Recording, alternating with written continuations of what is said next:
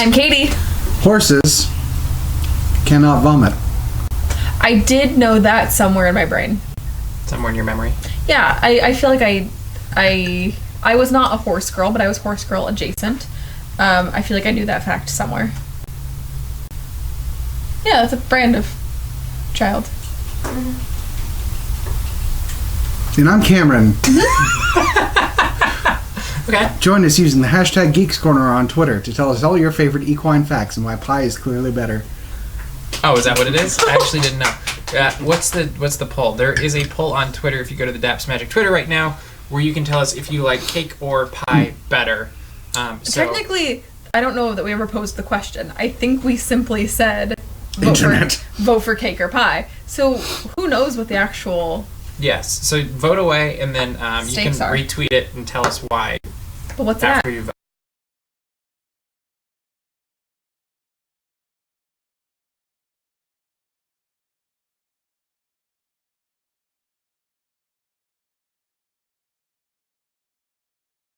All right. We got a lot to cover tonight, right, guys? Yeah. So we're going to get right into it. There's been a ton of trailers.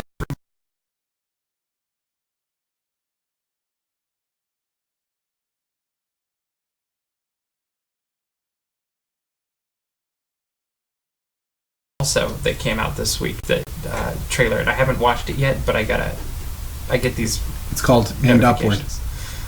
And see, right, let's start with I simply Onward. thought that we got the Onward B trailer because they had Onward A. Yeah, that's good. That's good content right there. So, what do you think of this trailer? I think it's cute. Yeah. Like the thing with Pixar trailers is you truly never know what you're getting into. You have no idea. Yep. Up, it was simply Balloon House movie. I love the concept of this magical mythical world that becomes suburbia, and it's like, oh yeah. You know what it feels like right now? It feels like Hotel Transylvania except brothers. Yeah. Like that's That's true. But it doesn't mean anything because Pixar. Yeah. We hope. And I like the concept a lot. But I will say that the 24-hour deadline thing is already giving me anxiety. Because the whole time I was like, but you only have so much time with your dad. Like, you're running out of time. One day to resolve the plot of this movie, just like Zootopia. And I feel like in the movie, I'm spitballing here. But listen, I'm just riffing here. Let me storyboard this. But I feel like what may happen is that they don't finish the spell to complete their dad, and they realize that the memories with their dad were the adventures that they made along the way. I'm not even kidding. I feel like that's going to be some lesson like that. Or they finish the spell within the last 5 minutes and they have some heartfelt moment. Can I make my cold call? Cold call away. They find out by the end of the movie that the Just Legs one was actually their stepdad. I was also thinking, what if it's not their dad? Because there's no proof. Stepdad. Step. But how many steps does it take? What he does is he steps, so... Yeah, I don't know. I'm very interested, though. I think the basis of the film is very intriguing. I like the mythical creatures living in the wizard. He was an accountant. Like, that was He's a math magician. Yeah, there's some humorous elements I think that'll happen to it. What do you guys... How do you think it's going to rate compared to other Pixar films? Total no idea. Like, I have no idea. I feel like it'll be middle of the pack. I don't know that... I mean... Like, where would you put it kind of next to? Let me... Hold, please. I do have, at all times, on my phone, my rating of Pixar films, my personal rating of Pixar films. So give me one moment as I look up what my ratings are. What I have in the middle of the pack is Incredibles and Cars 3. Okay. And Finding Nemo. I'm very sorry if my middle of the pack things offend people. So you think it's gonna be in there? Yeah. Okay. Roughly. Cool. Other trailer that came out this week is Jungle Cruise, and we got our first look at this Mummy meets Pirates of the Caribbean. Very. Like almost a little bit of Newsies thrown in or something too, just the way it looked.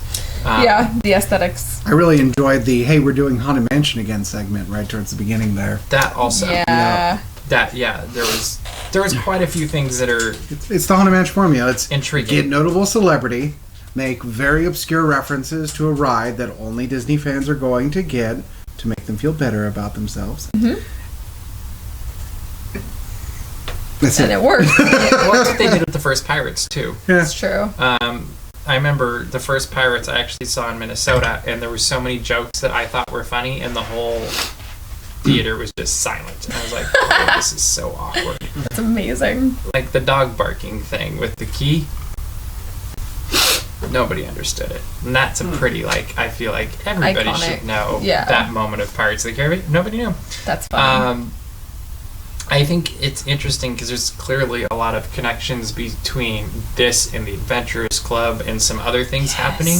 So I think they could actually do some world building with this movie. I hope they do. And not just stick with Jungle Cruise, but, maybe it could end up with Mystic Manor. Maybe it could end up, there's a lot of places you can go with this. Are you talking about the Disneyland Cinematic Universe?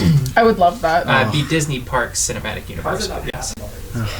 It seems to me there's just if you go through with a fine-tooth comb of this trailer, there's a lot of references in it that could take you to a lot of different places, and well, and they've already started building on kind of that lore more recently lately. Like if you go to Tropical Hideaway, there's a couple references to the Explorers and Adventurers.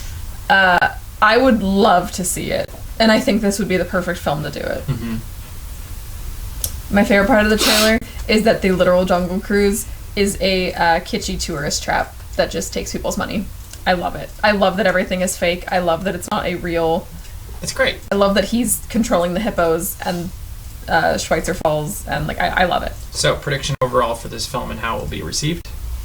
It's going to be fun, and our community is going to enjoy it. I think so too. Yeah, I don't think that it's going to be bad. I think it's going to be a Transformers film. It's going to be fun. Okay. Frozen 2. Yeah, I've heard of it. There's a new trailer. Elsa lets her hair down. What do you think? Let it go. I'm more excited about that than any other trailer we've discussed Pray so tell. far. Go ahead. When a movie intentionally builds a storyscape, I'm more interested. Mm-hmm. Jungle Cruise is borrowing bits. Onward is playing on tropes. Frozen is actually building on lore, and that's much more in depth. And I appreciate when you can feel the foundation of the story structure without having to have it said to you directly. For example, Onward says we have 24 hours to figure out the top half of Dad, whereas Frozen didn't say any of that, but it feels weightier. Yeah. Yeah, I agree. I am very interested because the stakes are high. It's more than just Elsa and Anna. Mm-hmm. And yes, the first film had Arendelle, but it was mainly the story of Elsa and Anna. And I feel like this is so much bigger than just the royal family, and that there's an entire world out there that's kind of at stake if magic doesn't get honed in. I think it's very, very interesting, and I think the universe they're building is fascinating. And I know it's a kid's film, but for some reason to me this feels... it doesn't not feel like a kid's film. No, they're writing children's stories in the same way Grimm wrote children's stories, which is that it's got a universal, deep meaning that can be enjoyed by everyone, but is important to spell out to a younger generation for the morals it instills. Yeah. It's very fascinating, the tone of everything, I think. So I am very interested to see how this goes. I'm much more intrigued about this movie than the first one. I've said that before, and it'll be, I hope afterwards we're all talking about how successful they were with everything you've just said. Yeah. Because I just think there's so much potential here, and it could really kick off a new age of animation that's kind of it's new leadership at the studios, and you could just see, I would love for this to be the kickoff of a whole new, better than ever era of animation at the Walt Disney Company. Yeah, I agree. Fourth one was Lady and the Tramp. Woof. Yeah. Oh no, that was bad. That was my reading. If I was a dog. Yeah. Woof. Woof.com. Deep cut. Somebody owns that. Probably. Well, woof with the PHF. Anyway. In what order? That's a reference to The Office. Anyway, what do you think of the trailer? I'm very thrown off by talking animals, so it's still taking me some getting used to. You know what threw me off more? What? Wasn't their talking, it was the eyes. Yeah. The whole looking up, like, there were some things that a dog just naturally wouldn't do. That's one of them. That I was thrown off by. Like having Italian dinner? No, that one of the that's things? Like push around Italian meatballs. dogs love Italian dinners. What is an Italian dog? Ask one when you meet it. Okay. The accent. Yes. Update on pie versus cake. Oh, pie versus cake update. 11 votes. 4. Cake is at 64%. Whoa. Pie Cake is at 36. 64. Y'all We have a wrong. whole bunch of liars who are voting on That's this. right. Wow. I like That's cake. Pie for days. very aggressive. It depends on the pie for me. I actually agree. It depends on the cake and the pie. So I have very mixed feelings on Lady and the Tramp. I think there's parts that I really like, and it was the first Disney movie I ever owned as a kid, so there's always that connection there. But there's also parts that are very odd and concerning and weird. They just felt weird to me, and I don't know if that's getting used to their animation or whatever we're going to It's call not getting useful because it's... Here's my hot take. Hot take. Take away. The animation doesn't have weight so Okay. far. We've discussed the Uncanny Valley several times on the show, but there is a certain weight that you have to give to CG characters to make them believable, and every time it goes from CG to live action dog, you can tell immediately in this, which in other things you can't. It looks different. It looks very different. Yeah, when they were in that one yard scene where they're talking and Lady was talking, it really threw me off. I think they should have made a choice for just one or the other. I mean, don't get me wrong, they could do it well. They should have made the Homeward Bound choice. Yeah. Where they didn't move their mouths and they just talked. Yeah. Because that works. How much more interesting would a movie have been if it was all live action, knowing that they had trained these dogs to be able to do this? I think that would have been better. Yeah. And would have given more work to animal trainers and animal rights. But I'm still going to watch It would it. have been great. Yeah, Still gonna watch it. It'll be fun to see. Okay, so we are going to start our first ever Wikipedia war. And so Cameron and Katie, pull out your phones, go to Wikipedia.com. .com? Isn't it .org? Yep. Okay. I was like, please tell me. Thank you. What? Where are we starting? Obviously, Starting a hashtag. we're starting a Wikipedia war hashtag and hashtag Geeks Corner. Anybody have a topic? Load. Cake. Disney topic? The Matterhorn. Parade float. There you go. Matterhorn and parade float. Okay, start with Matterhorn. Matterhorn. But the Disney attraction Matterhorn. The Matterhorn Disney attraction. Because this is Geeks Corner and it's the Offsides. first time, you get 5 clicks. Okay. Okay. Did you just say that? So you get to click through 5 things to get Okay. to a new page. Did you do this already? No, gotta No. do it now. Go ahead. Okay. Do your 5 clicks. And we have to remember our order, right? So I'm opening each one in a new tab. You can do that if you want. Well, so that way I remember the order I did this in. That's 1. So what they're going to do is as they open 2. these and eventually get to their 5th click, that will be a topic that's hopefully interesting, and they're each going to tell me what page they're on, 3. out of which I will make a debate for them to debate, and I get to choose a winner. Ooh, that's gonna be good. 4. But, of course, we like feedback from online, so let us know.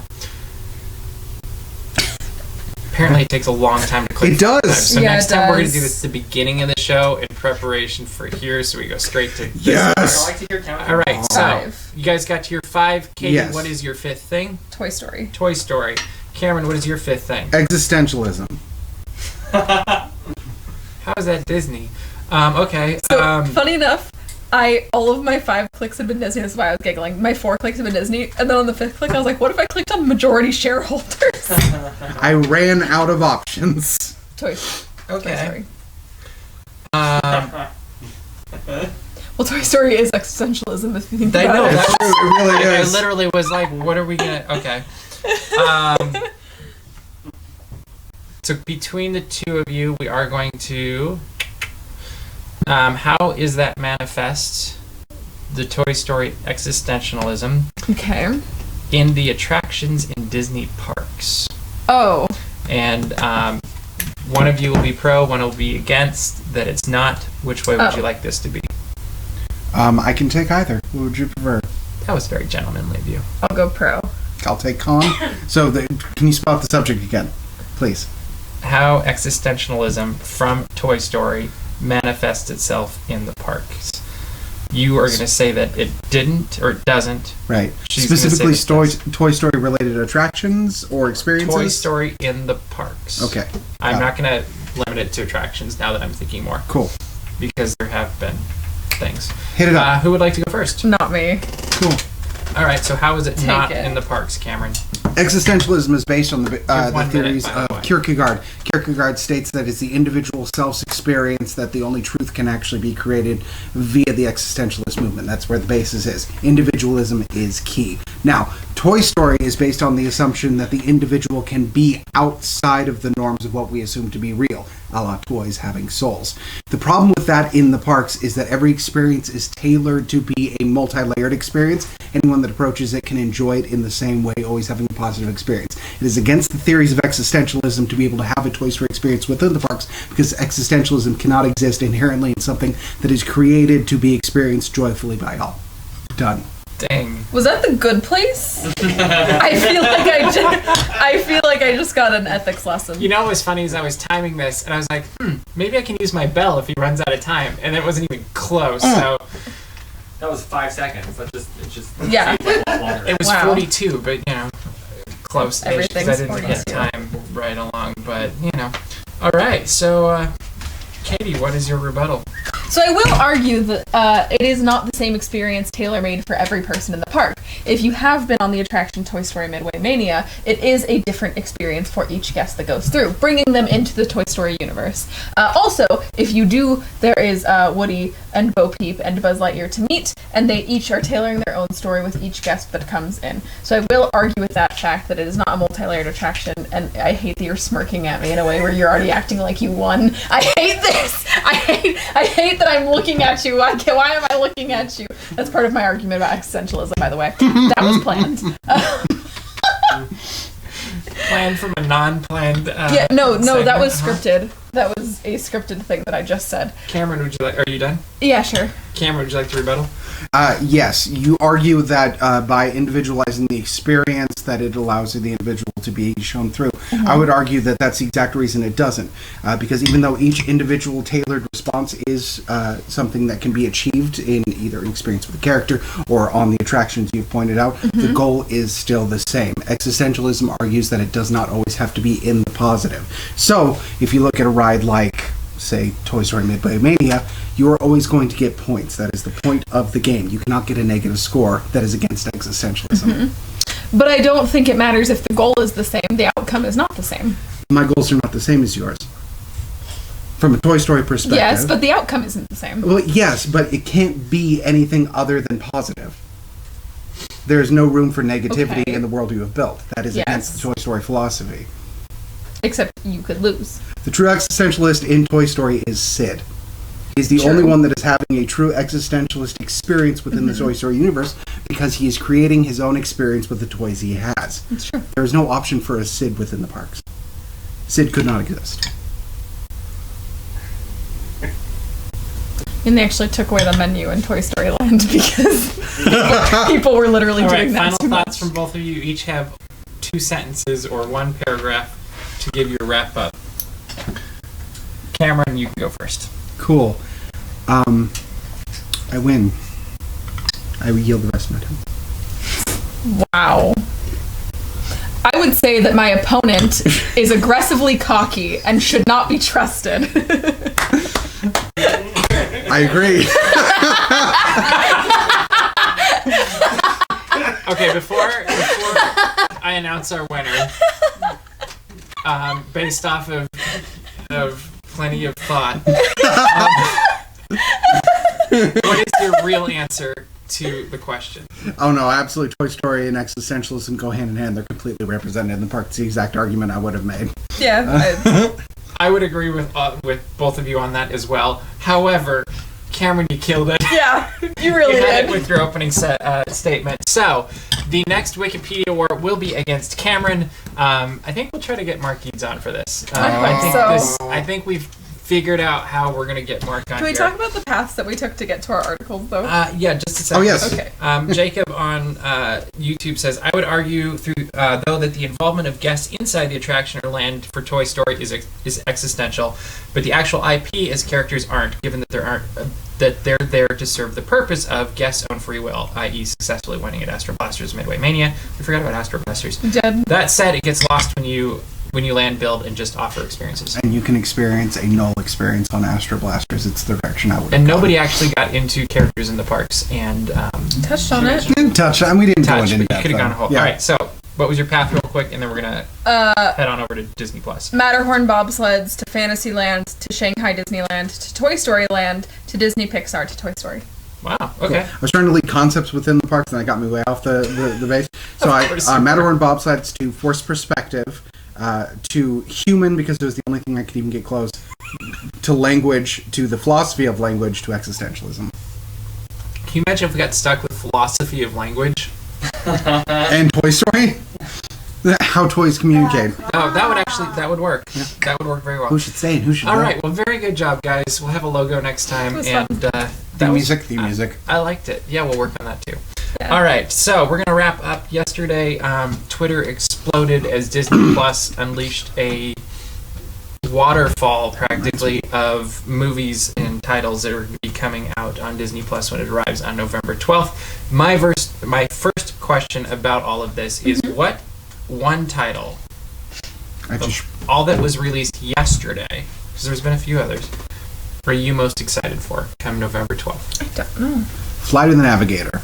That does not surprise me at all. Oh, yeah. Flight of the Navigator is a great movie, and if you haven't seen it, it's the best. I had it on a bootleg VHS growing up, and I knew exactly how long to fast forward through the commercials on it.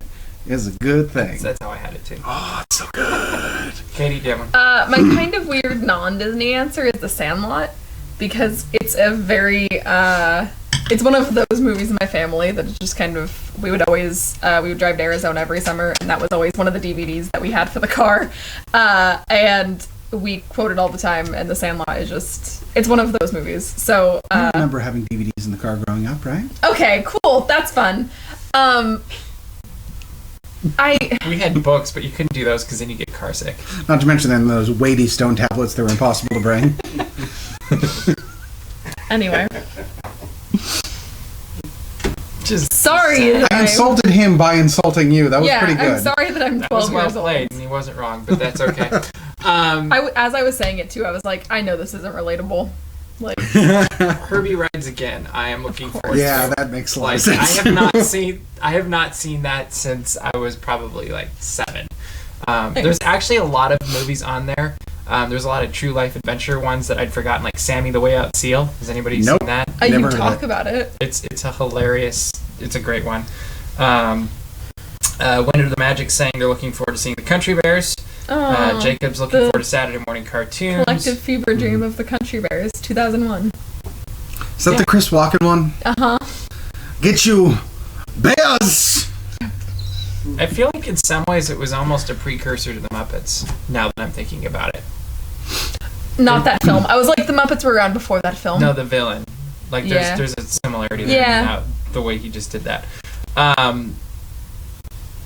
So, what do you guys think? One of the things that was going around Twitter is I'm going to call it rebrand. Yes. I want to see the Rescuers. Oh, the Rescuers. Rescuers. That's Good. The Rescuers. Yeah, Good answer. That's a very good one. That's a very good choice. Let us know what else you'd like to see in the comments or Twitter. One of the things that was going around Twitter yesterday was the rebranding of Miracle on 34th Street. Yes. What do you guys think of this? I personally have no preference whatsoever. Disney bought it. They can label it however they Yep. want. Yeah. There was the whole like, oh, they're changing history. I'm like, no, they bought it. They're putting their label on it because they want to sell it. I think that's the best point, is that they're not changing anything. They're literally just putting a label on the outside of it. I think that's completely fine. It's when you start messing with the content, like say if you were to add CG after the fact to a famous like Space Wars film, that would be a problem. But I would love to see if some way we got the original, like Star Wars cuts. I've had the same thought of like Bailey's saying that she'd good like to see The opportunity. Ugly Dachshund, which happens to be one of my favorite Disney movies as well. Scooby-Doo? No, but it's similar. Ugly Dachshund. Have you seen it? No. Because you're actually closer to the plot than you realize. Because it's what happens when a Great Dane thinks it's a dachshund. Hence the Ugly Dachshund. You gotta watch it. It's Apparently. Dean Jones, Suzanne Plachette. You guys don't know who that is either. Nope. That's okay. No. Hopefully somebody somewhere knows what that is. Bailey does. Bailey does. of course. Andrew Miller says Kurt Russell movies, which reminds me we do need to talk to somebody tonight.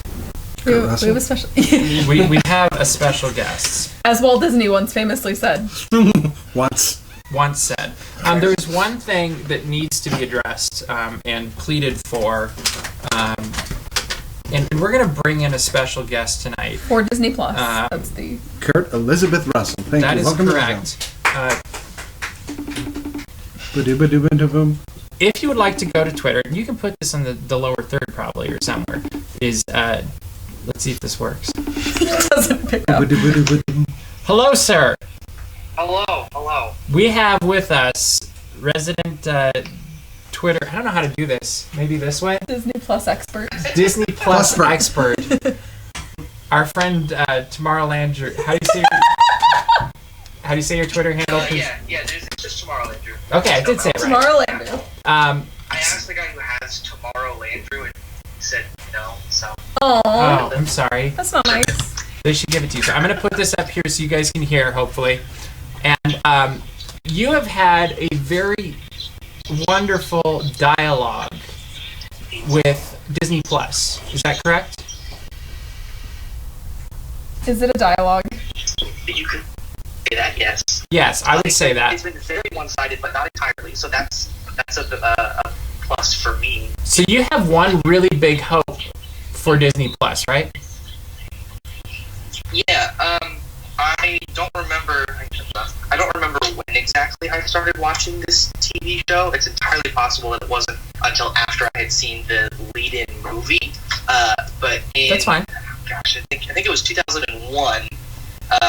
Disney and Pixar put out a 2D animated film, Buzz Lightyear of Star Command: The Adventure Begins, and it was the kickoff for a series that played on ABC. Yep. So it ran for like 2 seasons. There's not more than 50 episodes total, but it has some of the best writing and like isms and like catchphrases of any Disney show that I've ever watched, and I really enjoyed watching it when I was on my college program. It was something that there was like a guy on YouTube that had almost all of the episodes, and so I watched them that way. But I would love to see it added to Disney Plus. And it's really the show everybody wanted after seeing Toy Story, isn't it?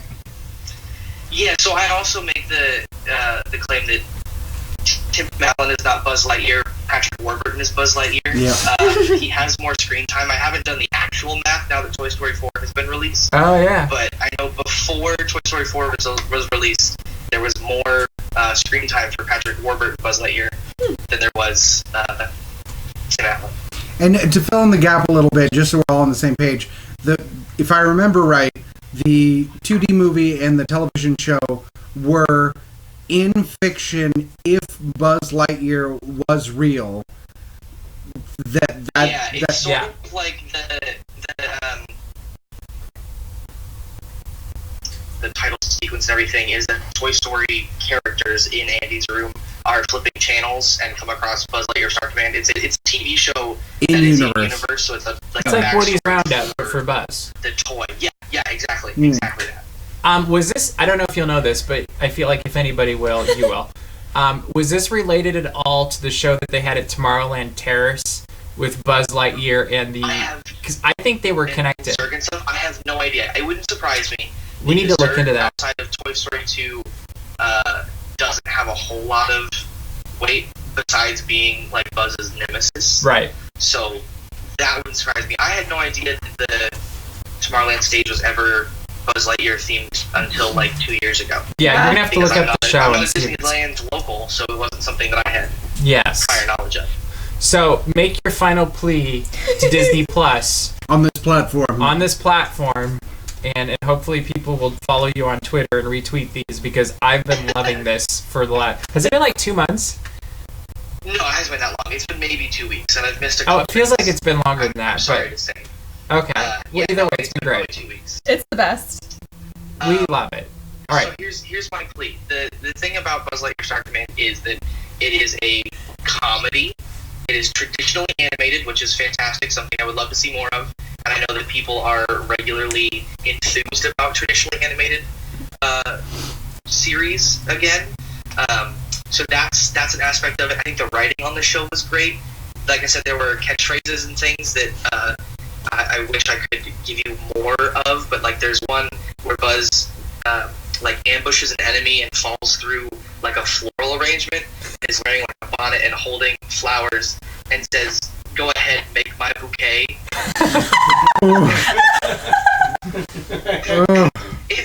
It's things like that. I personally love the show so much that all of my Apple products are named for some kind of Buzz Lightyear Star Command character. My Mac that I'm using right now to FaceTime you is Star Command. I have had iPhones that were Buzz Lightyear Warp Dark Matter. I have the Red 7 Plus. This is Booster. The show itself has had an impact on me outside of just enjoying the comedy. But I think it also is a way to kind of, it's almost like a crime drama or a police procedural, right? Where something happens, they have to solve the problem, but it's more of a team environment than most of those shows are. You either get a one person or like a buddy experience. So it's a way of shining light on the team aspect of overcoming obstacles.